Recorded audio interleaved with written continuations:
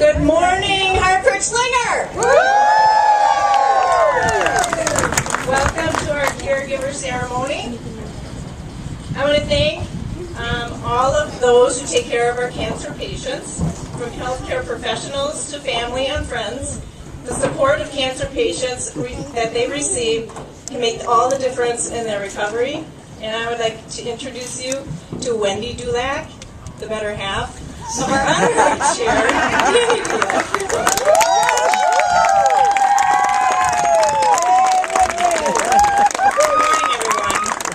I would like to start out by saying that Danny and I, neither one read each other's speeches before he gave his or I'm giving mine. So keep that in mind as you're listening to my speech today. As most of you heard last night, my husband Danny battled colon and bile duct cancer 2 years ago, having his colon removed and a liver transplant. He is now cancer-free 2 years out. Then last fall, my mom was diagnosed with lung cancer. They are both survivors.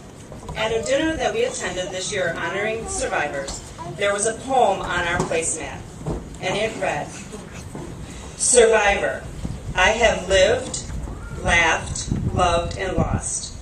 I have cried, mourned, grieved, hoped, prayed, and healed. I have found strength and true beauty. I am a survivor." This poem was intended for the person that survived cancer. However, for me, it also represents the caregiver, as we too are survivors. We too have survived the fight of our lives, because our loved one is our life. Whether that person is our spouse, parent, sibling, child, or friend, they have all touched us and been intricately woven through the fibers of our lives. So yes, we have fought the battle of our lives too. While we did not battle this horrible disease in our own bodies, we did battle this awful disease on the outside. We battled it emotionally and mentally. Being a caregiver is one of the hardest jobs there is. I have to say it's harder than being a mom, a dad, a brother, a sister, a child, or a grandchild. Why? Because you have watched someone you love hurting, suffering, struggling, and fighting for their life. You become that person's lifeline. You have to help them battle the emotional and mental part of cancer, but you also have to take care of their daily needs and well-being. If that person is your confidant, your best friend, your rock, you have temporarily lost their support that holds you up. You take the weight of both of you on your shoulders. With this comes a crushing pressure being put on you to handle everything by yourself. But you cannot do it all. You need the help of family, friends, and quite frankly, strangers. I am still amazed by the sheer willingness to help and the support that we receive from virtual strangers.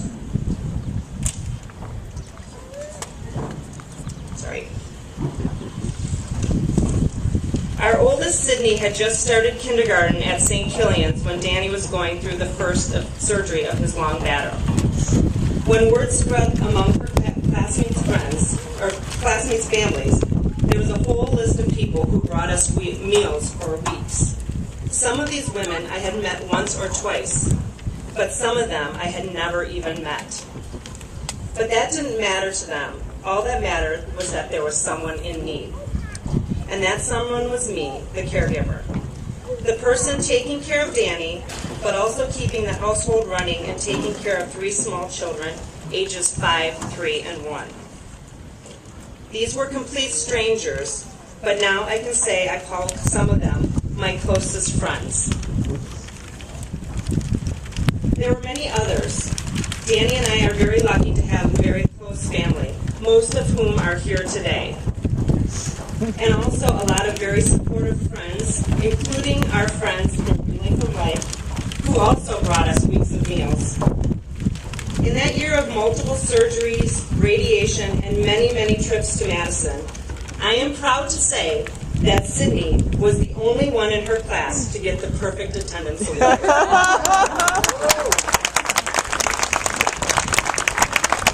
Thanks to all of our friends, family, and the help of perfect strangers. Remember, ask for help and accept help. Asking for help can come in many ways, and so can receiving it. Friends and family may be right there many times, but there is also the American Cancer Society, with all of its resources, of course, for the cancer patient, but also for the caregivers. People to talk to, questions answered, and resources for more information, all vital to the supporting of us through this trying time. That is one of the reasons we are here, to raise money to help these resources.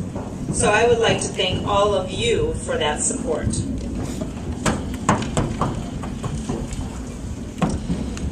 Last weekend, we attended our nephew Chad's wedding. And as I sat listening to the vows of through sickness and in health, I remembered back to my own wedding and how when you are young and in love, you feel invincible. You really don't think too much about that line. The most you think about is that you'll be old and grandparents by then. Well, in reality, that is not always the case. And those vows you take really mean what they say. Cancer tests you in every possible way. Your body, your resilience, your mind, your attitude, your patience, and most importantly, your love and dedication. It truly tests your vows. I can truly and honestly say to Danny, in sickness and in health, I know what it means, and I live what it means. I love you.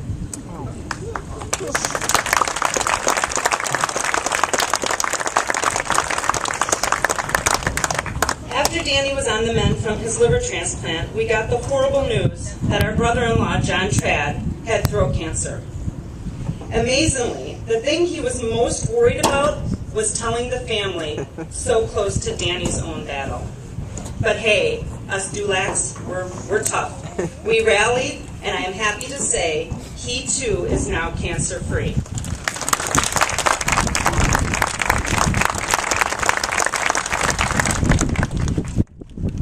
Unfortunately, our story is not to end there.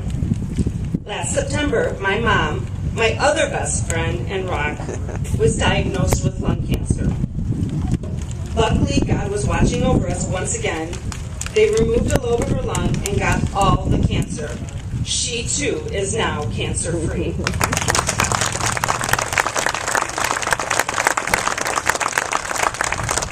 We feel very fortunate to have a happy outcome to our ordeals. However, we now know how fragile life is and how important every day is. I would like to leave you with one last poem.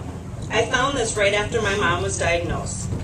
The author is unknown, but it describes a caregiver perfectly.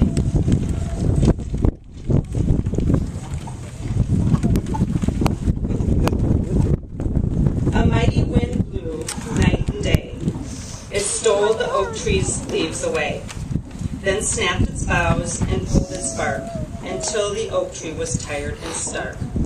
But still the oak tree held its ground, while other trees fell all around. The weary wind gave up and spoke, "How can you still be standing, oak?" The oak tree says, "I know that you can break each branch of mine in two, carry every leaf away, shake my limbs and make me sway. But I have roots stretched in the earth, growing stronger since my birth. You'll never touch them, for you see, they are the deepest part of me. Until today I wasn't sure of just how much I could endure. But now I found, with thanks to you, I am stronger than I ever knew." Thank you and God bless.